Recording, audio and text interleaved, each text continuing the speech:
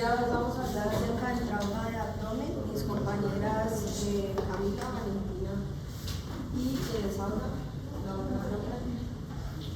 El contenido que vamos a manejar, bueno, en principio una introducción, luego vamos a hablar una pequeña parte de la anatomía del abdomen, mecanismos de lesión que se pueden dar en el trauma del abdomen, los abordajes tanto primarios como secundarios, pues las evaluaciones que debemos hacer de por el suelo. Entonces vamos a definir el trauma como un daño intencional o no intencional que es producido pues, por el organismo. Esto debido a una exposición aguda por algún tipo de fuente. Esta puede ser por un daño mecánico, químico, por energía eléctrica o térmica. Y el trauma abdominal pues, es una lesión que afecta a la cavidad abdominal y puede llegar a ser de diferente gravedad. En Colombia pues se tiene estimado que alrededor de que este trauma abdominal produce 30.000 muertes en el año. 2/3 de estas muertes pues son consecuencias de homicidios y 75% de estas muertes son causadas por heridas penetrantes. El 32% de las muertes que se dan por trauma abdominal pues el 32% de estas muertes se registra pues, por un compromiso abdominal. Se tiene estimado que afecta más a hombres que a mujeres en un porcentaje de 85% en hombres y la población que se tiene en cuenta es pacientes desde los 11 hasta los 40 años. Anualmente se tiene estimado que accidentes de tráfico representan el 75% de estos traumas de traumas abdominales cerrados y el vaso pues, es el principal órgano afectado en un 60% seguido del hígado y del intestino delgado. Vamos a tener en cuenta que en la anatomía del abdomen pues, el cuerpo se divide en diferentes cavidades. Como podemos observar en la parte roja es la cavidad abdominal y como pueden darse cuenta esta pues es más o menos 1/3 de las cavidades que tenemos en el cuerpo. Nosotros podemos dividir el abdomen de múltiples maneras.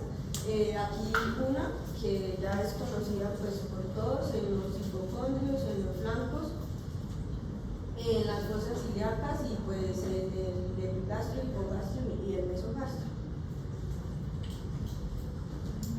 Otra parte importante que debemos tener en cuenta es el peritoneo, ya que en muchas de las ocasiones se ve afectado y esto nos puede ayudar a clasificar nuestro tipo de trauma. Entonces vamos a tener que el peritoneo es una membrana cerosa que tiene dos hojas, una parietal y una visceral. La hoja parietal pues, es la que va a recubrir toda la cavidad abdominal y está relacionada de manera muy íntima con la pared abdominal. Allí se contiene la mayoría de los órganos del sistema digestivo, del urogenital, los riñones y la mayoría de la porción de los uréteres. En la hoja visceral, pues esta es la que recubre cada uno de estos órganos y forma diferentes pliegues. Entre estas dos capas del peritoneo se le llama pues la cavidad o el espacio peritoneal, que en la imagen se ve como color amarillo. Es importante nosotros tener en cuenta cuáles son los límites anatómicos del abdomen. Aquí se divide en 4 partes, tanto por anterior como por posterior. En la parte toracoabdominal vamos a tener el diafragma, órganos torácicos y la superficie de los abdominales. En el abdomen anterior va a tener todas las vísceras intraabdominales como el yeyuno, el ilio, el colon, el hígado, el vaso y el estómago. Hacia posterior ya vamos a dividirlo en 3 partes, donde la parte lumbar va a verse pues, los riñones, el páncreas, el duodeno, pero en su parte posterior, y la pélvica pues, es donde van a estar órganos tanto genitales como el recto y también la vejiga.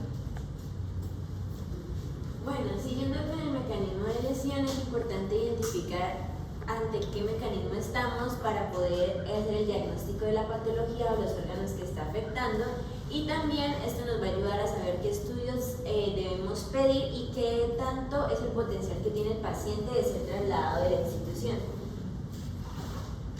Primero está el trauma cerrado. ¿Cómo se produce este? Por un impacto directo, que el más común es cuando una persona tiene un accidente vehicular y el volante golpea el abdomen, pero también se puede ver cuando hay una colisión lateral y los pacientes son golpeados contra la puerta del vehículo con el que se estrellaron. Las lesiones que se pueden ver también son por aplastamiento, y esta es cuando el cuerpo o cierta parte, en este caso el abdomen, está sometido a una alta presión y una alta fuerza, y normalmente se da entre dos objetos muy pesados. Los daños provocados por un trauma de abdomen inician con la deformación de órganos sólidos y vísceras huecas, también con una ruptura de una hemorragia secundaria. Vamos a ver también que van a ser pacientes que el contenido visceral tiende a contaminarse porque son lesiones bastante extendidas, y vamos a ver peritonitis y las lesiones por cizallamiento, que a veces son confundidas con las lesiones por desaceleración. Entonces, la lesión por cizallamiento es cuando hay dos fuerzas que son diferentes pero son paralelas entre sí. Esto genera un movimiento desordenado dentro del cuerpo, mientras que la lesión por desaceleración ocurre cuando un cuerpo se está moviendo a una velocidad significativa y de un momento a otro se frena.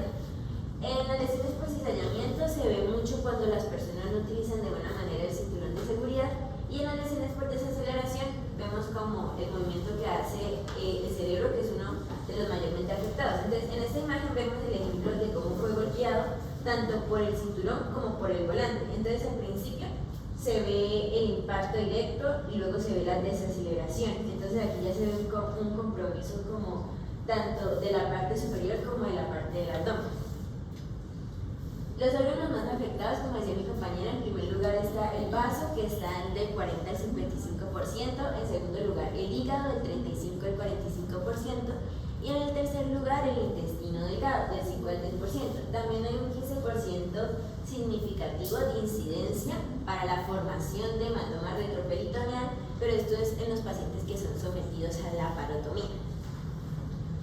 En el examen físico, los hallazgos que vamos a tener va a ser dolor abdominal, sensibilidad abdominal, distensión abdominal, hematomas, náuseas y vómitos, sangrado interno que vamos a ver evidenciado como hematemesis, melenas o hematuria, también mareos o desmayos, taquicardia, y esta taquicardia nos puede referir un shock por las pérdidas tan grandes de sangre que están habiendo dentro del cuerpo. Y la hipotensión arterial también es debido a las pérdidas sanguíneas en la mayoría de los casos. En este logaritmo vamos a ver la estabilidad hemodinámica como primer paso. Entonces, si el paciente está estable, se le hace una exploración abdominal.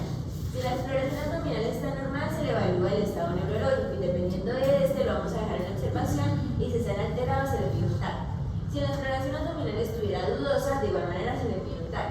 Pero si la estabilidad hemodinámica estuviera alterada y encontramos un abdomen anormal, de una podemos pasar a la laparotomía. Si el abdomen está normal, se puede hacer un lavado de una ecografía, y cuando ya hemos hecho esto, pues se busca qué lesiones hay. Hay otro algoritmo que nos dice que después de que vemos si el paciente está hemodinámicamente estable, vemos signos de peritonitis. Si hay signos de peritonitis, de una podemos pasar a la laparotomía. Si no, se hace una FAST, que es una ecografía abdominal dirigida, y pues dependiendo de estos hallazgos podemos llegar al ataque, pero normalmente siempre se termina haciendo un ataque. El otro es que cuando el paciente no está hemodinámicamente estable, pasamos directamente a los exámenes, y al final siempre se termina el procedimiento, que es la laparotomía. Bueno, el trauma penetrante ya dijimos los órganos más afectados: hígado, intestino delgado y riñón y vasos. Entonces, este se va a dividir en dos mecanismos: por arma cortopunzante y por arma de fuego. Entonces, en arma cortopunzante lo vamos a dividir en dos: que el tejido lacerado con bordes rectos, o que haga empalamiento, que es que el objeto va a quedar ahí incrustado. En este caso, lo mejor es no moverlo, lo vamos a hacer. Y en trauma por arma de fuego, el proyectil va cargado con energía cinética, y lo que va a hacer es causar daño por fragmentación, y en el 90% de esto va a necesitar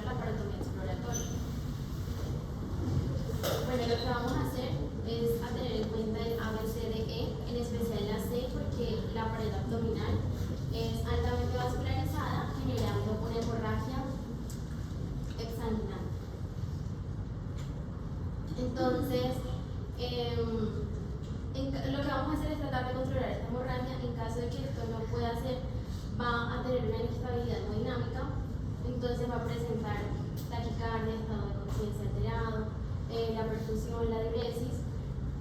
Lo que vamos a hacer con este paciente es la reanimación hídrica, vuelos de 500 a 1000 ml, y en caso que esto no funcione, infusiones con hemodecmar.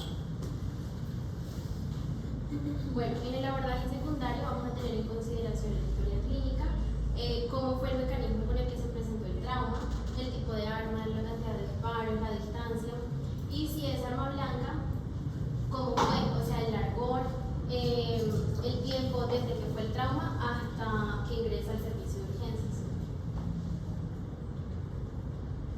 Bueno, vamos a tener en cuenta la inspección, vamos a ampliar el campo de visualización, siempre teniendo en consideración que pueden haber posibles lesiones vertebrales o medulares. En la auscultación vamos a ver la presencia o ausencia de ruidos intestinales, la presencia de sangre libre intraperitoneal o de contenido gastrointestinal va a producir la ausencia de estos ruidos intestinales. En la percusión vamos a tener, si hay matidez, pues presencia de líquido, o timpanismo, presencia de aire. Bueno, ya después también podemos hacer énfasis en la evaluación de las lesiones penetrantes específicas. Entonces, primero están las heridas toracoabdominales. Estas, los pacientes, como hemos visto en el logaritmo, van a tener indicación de laparotomía, pero van a poder tener también lesiones en otras secciones en el cuerpo, como en el diafragma. Entonces, para hacer un abordaje completo se incluye la toracoscopía, la laparoscopía, el lavado y el TAC. Empezando con la toracoscopía, podemos ver cómo se hace en la imagen. El paciente va a estar en decúbito lateral. En el séptimo o octavo espacio intercostal se va a ingresar el dispositivo y se va a tratar de hacer una incisión de 10 a 12 milímetros. Luego tenemos la laparoscopía, que es la exploración de la cavidad por medio de incisiones. Esta se puede hacer por 3 vías: umbilical, por el hipocondrio izquierdo y subcostal. La primera opción que tenemos siempre es la vía umbilical. Esta, sin importar el peso del paciente o el grado de masa abdominal que tenga, siempre va a tener un espacio de alrededor 5 milímetros de la piel al peritoneo. Entonces es una buena consideración. Si por alguna razón no se puede hacer por vía umbilical, lo podemos hacer por el hipocondrio izquierdo, que esta se va a hacer también cuando hayan adherencias. La parte ya subcostal se realiza de 1 a 2 centímetros por el reborde subcostal. Tiene similitudes con la toracoscopía y vamos a hacerlo todo por la línea mamilar. También hay manejos no quirúrgicos que, como nos refería el algoritmo, se pueden hacer cuando el paciente está en observación.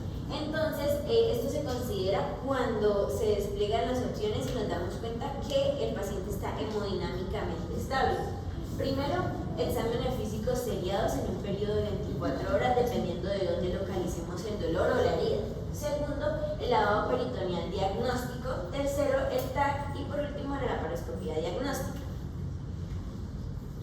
Hay ciertas horas importantes en el trauma que hay que tener en cuenta para saber la manera en la cual tenemos que actuar y mirar qué tan potencial es el paciente de un traslado a otra institución.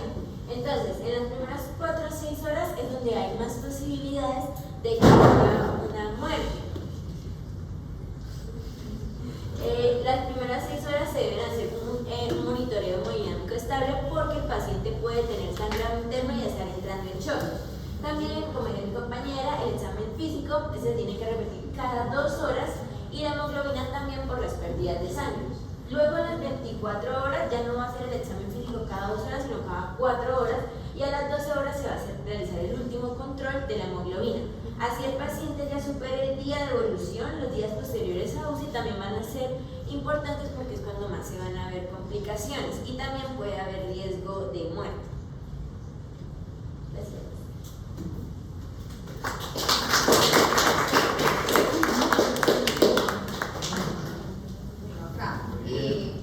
Una observación pequeña: son 3 trocánteres que se utilizan para la laparoscopia. No es una vía de opción, sino que se deben utilizar los tres. Uno por vía umbilical, uno por hipocondrio y otro subcostal. ¿Por qué razón? Porque uno va a tener la cámara, otro es con el que se van a hacer manipulación pues, de los tejidos, entonces con el cual se van a utilizar las pinzas para elevación. Y en el otro, si por ejemplo necesitan aspirar o necesitan suturar, pues deben estar los materiales, entonces se utilizan los tres trocantes. Entonces son las tres vías las que se van a usar. En cuanto a los métodos diagnósticos, el lavado peritoneal diagnóstico pues obviamente está en discusión porque pues ya no se considera como un método de elección, sobre todo por los riesgos que puede contraer, pues que nos puede llevar, pero hay algunas zonas donde todavía se puede utilizar, dado pues que no tienen disponibilidad de pronto de hacer una laparoscopia o de pronto de hacer una tomografía, entonces todavía es posible que se llegue a utilizar. Hay unas indicaciones absolutas para hacer la parotomía. Obviamente si usted observa que el paciente está en shock, que no responde, son indicaciones absolutas porque no podemos ir a esperar a que le hagan una tomografía o hagan, en caso de que no haya un ecofaz disponible, entonces son pacientes que van directamente a quirófano a hacer exploración quirúrgica. Y además, si ustedes notan que el paciente está en una herida penetrante y tiene eventración de los tejidos, pues no hay necesidad de hacer estudios de extensión, ese paciente va directamente a quirófano. O sea, hay unas indicaciones que son absolutas, otras indicaciones son relativas. Con lavado peritoneal diagnóstico, entonces también van a tener en cuenta todo lo que son los criterios para indicar que un lavado peritoneal diagnóstico es positivo o negativo, pues, dependiendo de la cantidad de leucocitos que se encuentren, si hay presencia o no de materia fecal, sí, pues unos criterios que van a estar muy bien definidos, entonces lo van a revisar. De resto, nada más. ¿Alguna pregunta que le quieran hacer a sus compañeros? No.